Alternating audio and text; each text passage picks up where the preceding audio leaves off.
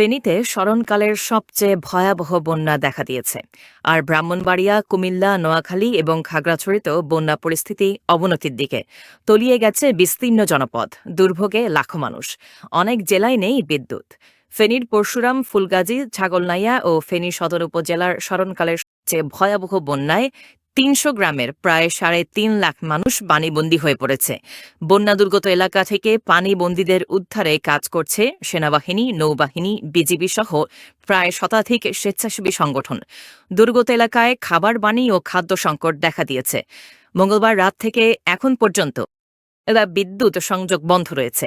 এতে চরম ভোগান্তি আর অনাহারে দিন কাটছে মানুষের। আজও পানি থাকায় আখাউড়া স্থলবন্দর বন্ধ রয়েছে। নোয়াখালীতে পানি বেড়েই চলেছে। এছাড়া খাগড়াছড়ি, হবিগঞ্জ, মৌলভীবাজার ও রাঙামাটিতেও বন্যা দেখা দিয়েছে।